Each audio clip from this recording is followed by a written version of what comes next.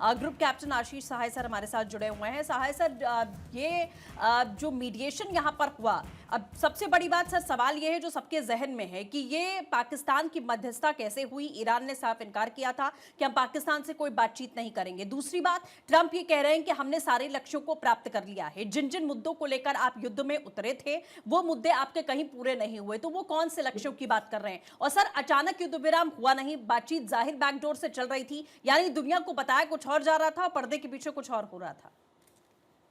हाँ सृष्टि, ये है कि हमें पीस मिल इंफॉर्मेशन मिल रही थी, लेकिन एक सीजन एनालिसिस करने पे ये दिखेगा आपको कि ईरान ने पाकिस्तान की धरती पर आकर डिस्कशन करने का रिफ्यूजल किया था और उसके कुछ घंटों के बाद उनके फॉरेन मिनिस्टर ने बोला था कि हमें कोई गुरेज नहीं है पाकिस्तान के मीडिएशन से, हम उनके थ्रू मीडिएट कर सकते हैं। पाकिस्तान ने अपनी तरफ से एक प्रपोजल दिया था उनके प्रधानमंत्री ने यूएस प्रेसिडेंट को कि पाकिस्तान में आकर बातें करें।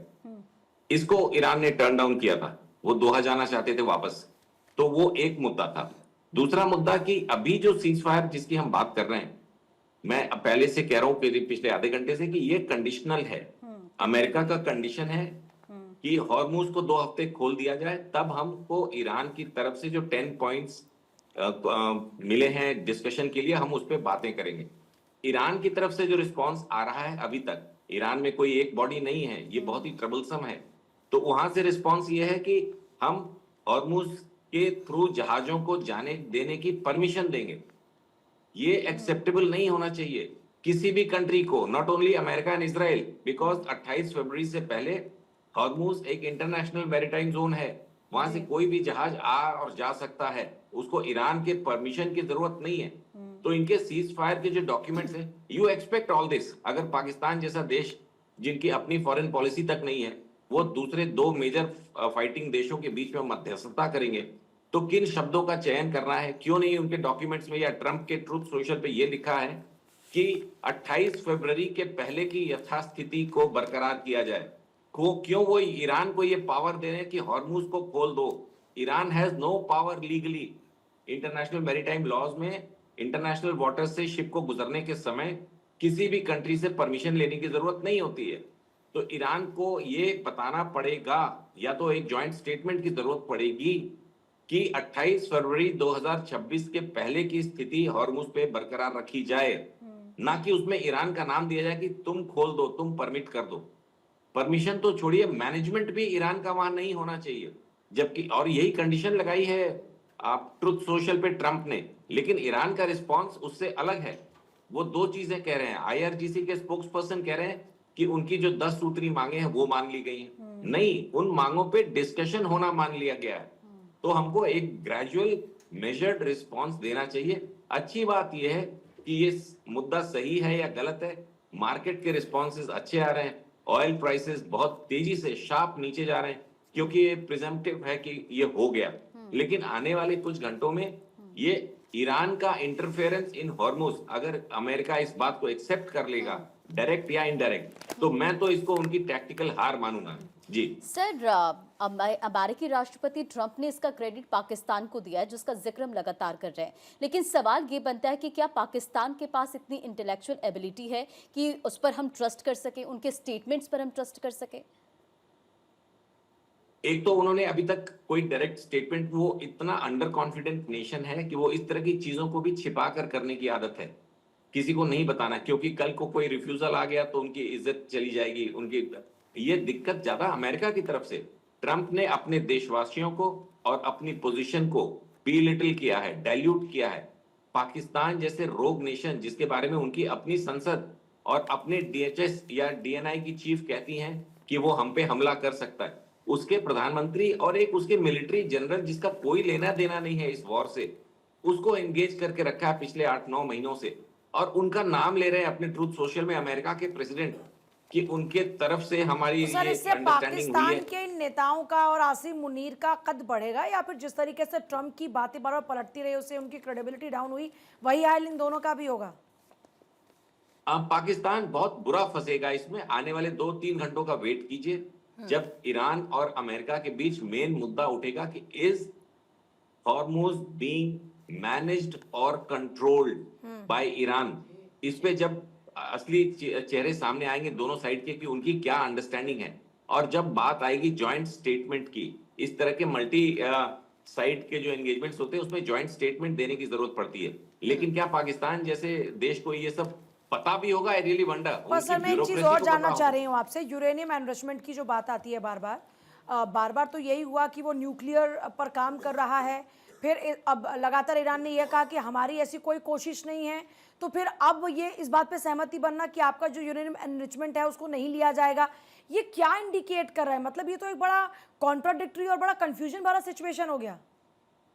Exactly exactly. और ये समय की बहुत जरूरी एक रिक्वायरमेंट है कि ये सारी पार्टीज, अमेरिका और ईरान और अमेरिका के साथ इसराइल का रहना, पाकिस्तान और नो पाकिस्तान, एक इमीडिएट क्लैरिफिकेशन देना चाहिए इन मुद्दों पे जिसमें हम चर्चा कर रहे हैं। पहला कि हॉर्मुज अनरिस्ट्रिक्टेड खुलेगा 28 फरवरी 26 के पहले की तरह, इस पे ईरान को एग्री करना पड़ेगा। ईरान की तरफ से आईआरजीसी इंटेंशनली और डेलिबरेटली अपना नाम बीच में डाल रहा है कि हम परमिट करेंगे, हम मैनेज करेंगे। ये एक्सेप्टेबल नहीं होना चाहिए, नहीं तो ये आने वाले दिनों के लिए एक बहुत ही गलत प्रेसिडेंट जी। सेट करेगा। और उसके बाद जब ये बात क्लियर हो जाएगी कि Hormuz will be as it was before 20 February, तब इनके जो 10 पॉइंट्स प्रोग्राम ईरान के जो प्रपोजल्स हैं उस पे ईरान और अमेरिका बैठ के विद इजराइल इन एब्सटेंशिया, जो कि वो ऑथराइज कर दे कि अमेरिका हमारी तरफ से बात कर सकता है, तब ये बातें होंगी जिसमें यूरेनियम कहाँ जाएगा, 450 किलोग्राम यूरेनियम कहाँ जाएगा, सर फिलहाल क्या तो यही उसको कह रहे डिग्रेड। हैं कि अमेरिका इस शर्त पर भी मान चुका है कि हम इस पर काम करेंगे। सर एक और चीज जो बड़ी, वो ये ईरान कह रहा है सर कि अमेरिका इस बात के लिए भी मान गया है कि जो वहां पर अमेरिकी सेना की मौजूदगी है उसको हटाया जाएगा। सर क्या वाकई ये पॉसिबल है, और क्या अमेरिका इस बात को सच में मानेगा? ये एकदम मिस इन्फॉर्मेशन प्रोटोकॉल चल रहा है ईरान की तरफ से, क्योंकि ईरान में पिछले 2 घंटे में आपस में बहुत मेजर डिस्कनेक्शंस, वहां की सिक्योरिटी काउंसिल जो सुप्रीम बॉडी है, वहां की प्रेसिडेंट और फॉरेन मिनिस्टर जो सिविलियन पॉलिटिकल बॉडीज हैं, और आईआरजीसी का मिलिट्री विंग जो कि वहां मिलिट्री कंट्रोल जो कि हेडलेस है अभी, इन तीनों के बीच में किसी मेजर डिस्कनेक्शन की सिग्नल्स दिख रहे हैं। और इनके आपस में ये बढ़ेगा तो इसका इंपैक्ट इस प्रपोज्ड सीज फायर पर पड़ेगा। ये जो बार बार आईआरजीसी ने 2 स्टेटमेंट्स दिए हैं पिछले 2 घंटों में कि ये 10 पॉइंट प्रोग्राम जिसमें अमेरिकन फोर्सेस का वहां से वापस चला जाना, सर क्या ये पूरे खाड़ी यूरेनियम देशों का के लिए कह रहा है ईरान कि अमेरिका पूरे जो ये मिडिल ईस्ट के कंट्रीज है उनसे अमेरिकी सेना हटाने की बात कह रहा है क्या? जो उनकी ओरिजिनल प्रपोजल थी उसमें ये था कि खाड़ी देशों से अमेरिकन बेसिस को हटा दिया जाए। लेकिन अब की जो प्रपोजल, जो 10 प्रपोजल्स हैं जिसको ना पाकिस्तान ने, ना ईरान ने, ना अमेरिका ने अभी तक पब्लिक डोमेन में, ये जो नए प्रपोजल्स जो कुशनर की तरफ से या विटकॉफ की तरफ से या जेडी वांस की मेहनत से आए हों, पाकिस्तान का इसमें कोई रोल नहीं है, उनको जब तक पब्लिक डोमेन में नहीं लाया जाएगा तब तक हम ये कयास लगा सकते हैं कि ये जो एडिशनल फोर्सेस अमेरिका की आई हुई हैं जिनसे हमला हो रहा है उनको विड्रॉ किया जाए, ना कि बेसिस जो अमेरिका के वेस्टर्न कंट्रीज में, वेस्ट एशियन कंट्रीज में हैं, क्योंकि उस पे तो अमेरिका कतई नहीं मानेगा। वहां से अपना लॉक स्टॉक एंड बैरल लेके हट जाने का मतलब अमेरिका की टोटल हार, पूरा ग्लोबल वर्ल्ड ऑर्डर चेंज हो जाएगा। Israel will be without any cover whatsoever, Saudi Arabia, Bahrain और यूएई बर्बाद कर दिए जाएंगे ईरान के द्वारा। तो अमेरिकन बेसिस के वेस्ट एशियन कंट्रीज से हटाए जाने पे तो सवाल ही नहीं है, इसमें तो डिस्कशन भी नहीं होगा, फॉरगेट अबाउट एग्रीमेंट। हाँ, अमेरिका की जो एडिशनल फोर्सेस इस समय मेडिटेरेनियन में, रेड सी की तरफ और या आपके गल्फ में, पर्शियन गल्फ में हैं, उनको हटाए जाने की बात की जा सकती है।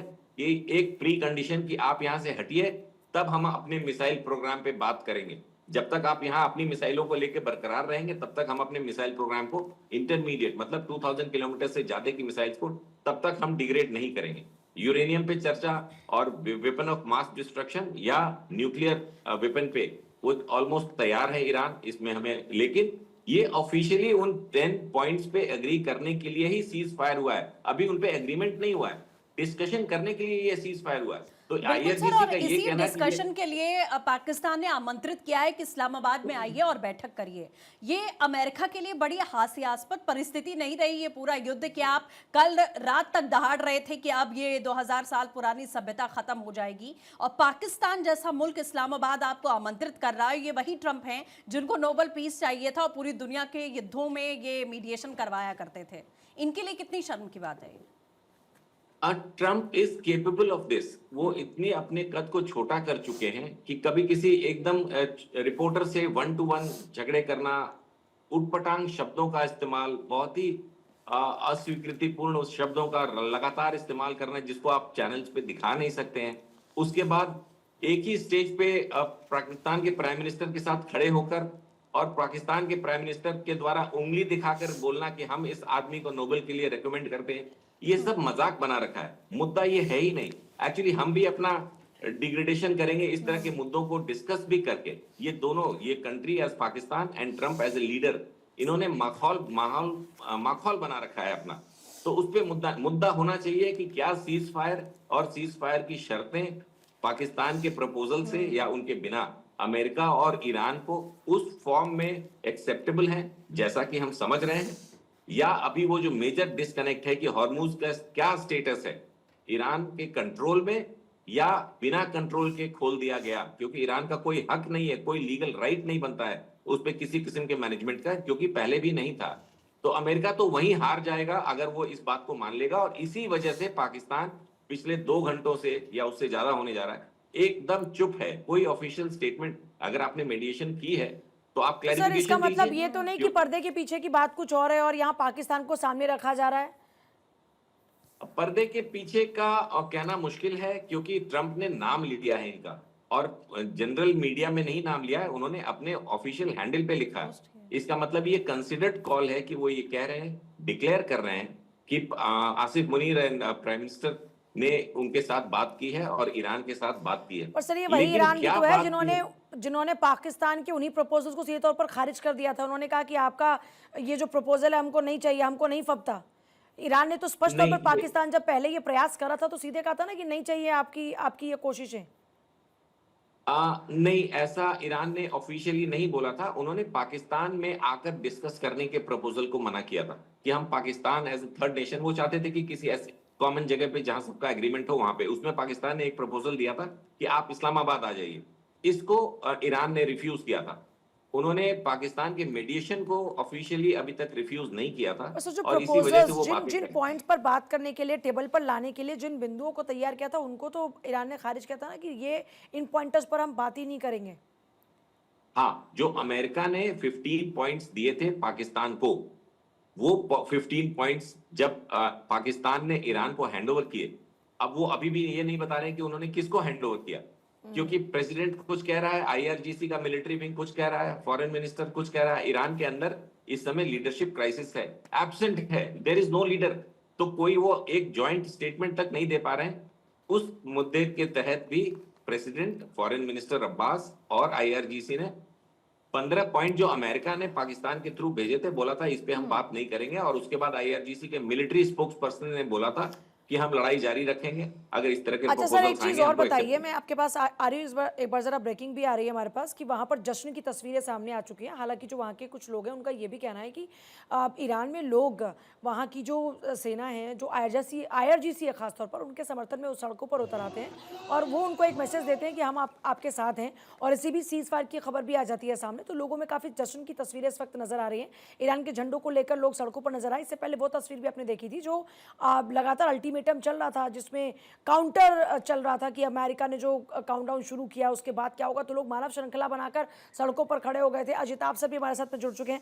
अजिताभ सर, इससे पहले भी 12 दिन के बाद सीज फायर हुआ, लेकिन फिर हमले और ज़्यादा भीषण 28 तारीख से शुरू हो जाते हैं। इस बार के सीज फायर से कितनी उम्मीद की जाए?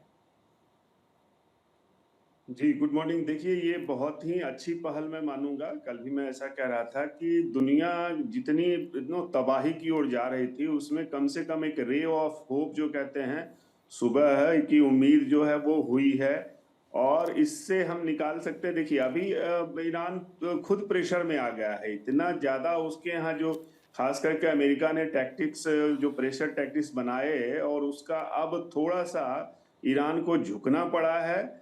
निश्चित रूप से ये एक सुकून देने वाली बात है। अब आगे क्या होगा, कैसे होगा, क्योंकि पिछले बार की तरफ इस बार बहुत चीजें बदल चुकी हैं। पिछले बार देखिए माहौल अलग था, ईरान ज्यादा पावरफुल था। इस बार अमेरिका ने बहुत स्ट्रेटेजिकली एक तरह से ईरान को कमजोर कर दिया। सर लेकिन ईरान पहले तो अमेरिका शर्तें रख रहा था ना, वो कह रहा था कि ईरान को हमारी शर्तों को मानना पड़ेगा, हमारी बातों को मानना पड़ेगा। अब तो ईरान ने ये शर्तें रख दी हैं, पॉइंट्स रख दिए हैं 10 के, आपको ये मानना पड़ेगा, और अमेरिका भी उस पर रेडी हो गया है। तो सर जो अभी तक अमेरिका की इमेज थी, किस तरीके से डोमिनेट करने की कोशिश कर रहा था अमेरिका, लेकिन सर अब इसका उल्टा होता नजर नहीं आ रहा है।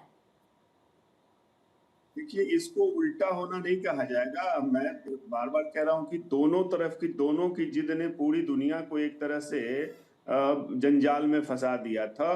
तो कहीं ना कहीं दोनों को झुकना ही था। ईरान भी लेकिन सर झुका पूरे है, वर्ल्ड में अमेरिका इसका क्या मैसेज जाएगा? ईरान की जनता तो जश्न मना रही है, बड़ी खबर वहां से निकलकर सामने आ रही है, वहां लोग सड़कों पर उतर आए हैं, खुश हो रहे हैं कि देखिए हम जो चाहते थे वही हो रहा है।